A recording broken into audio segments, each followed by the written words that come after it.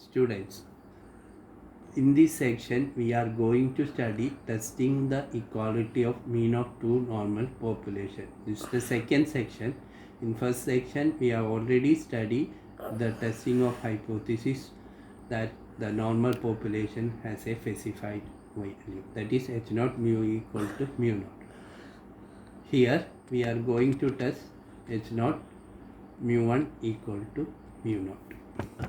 So the assumption that we have to be made that there are two normal independent populations, n mu 1 sigma 1 and n mu 2 sigma 2. The tests are developed for the population standard deviations are known and unknown and for both small and large samples. When the sample size is small and sigma is unknown, we will make an additional assumption that both the normal population has equal standard deviation even though they are unknown. Now for the sample, we take two independent samples, that is one from each population of size n1 and n2. Let x1 bar and s1 and x2 bar and s2 represents the mean and standard deviation of the first and second population. Now we will formulate the null and alternative hypothesis.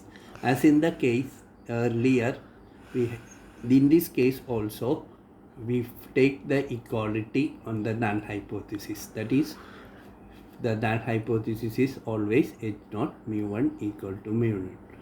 And depending on the type of test, that is one-tailed or two-tailed, we can formulate the alternative hypothesis as one-tailed lowercase h naught mu 1 less than mu 2, one-tailed uppercase h1 mu 1 greater than mu 2, and for the two-tailed as usual it is mu 1 not equal to mu 2.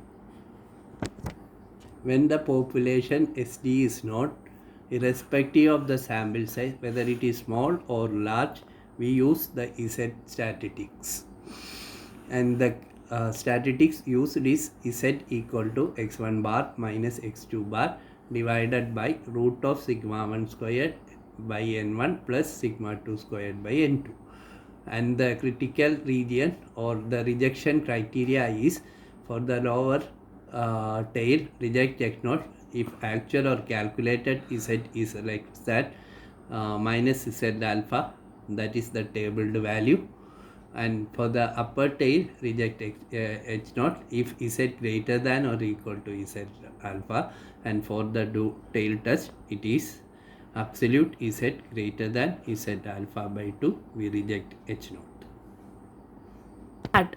Now when the population SD is unknown and sample size is large, in this case what we do is we simply replace the population sigmas with the sample sigma, that is we replace sigma 1 with s1 and sigma 2 with s2, and the statistics is again z test or standard normal test, and z is given by z equal to x1 bar minus x2 bar divided by root of s1 squared by n1 plus s2 squared by n2, and the rejection criteria remains the same as that of the earlier case, that is when the sigma is known.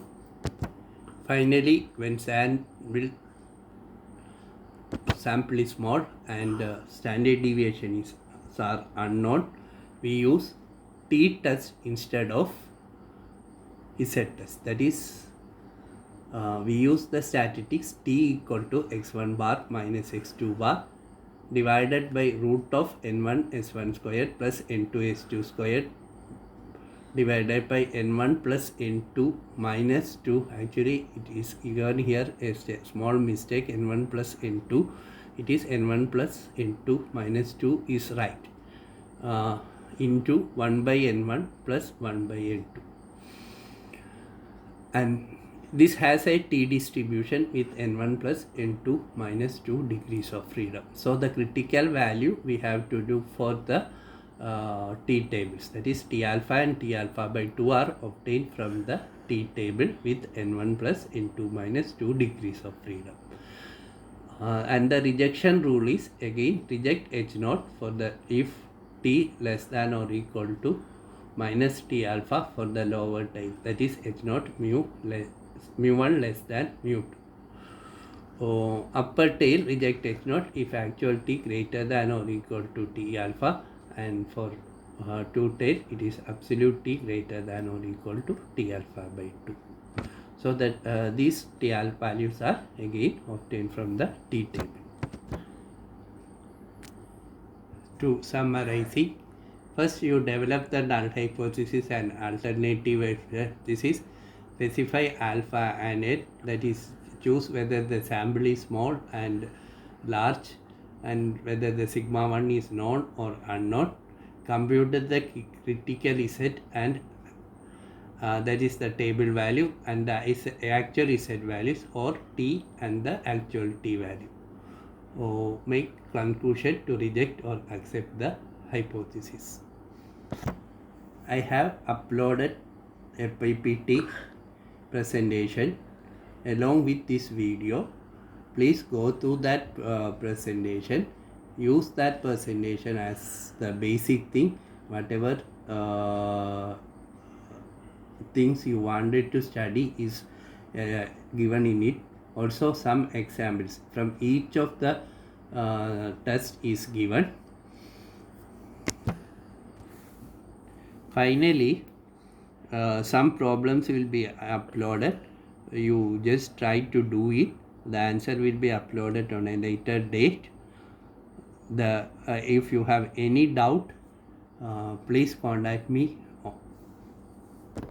If any doubt, please contact me on the email or phone number given in the slides.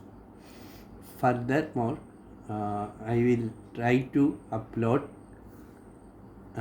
some classes, that means the remaining classes within 1 week, so that you can able to study the all testing of my hypothesis or the remaining portion. Thank you.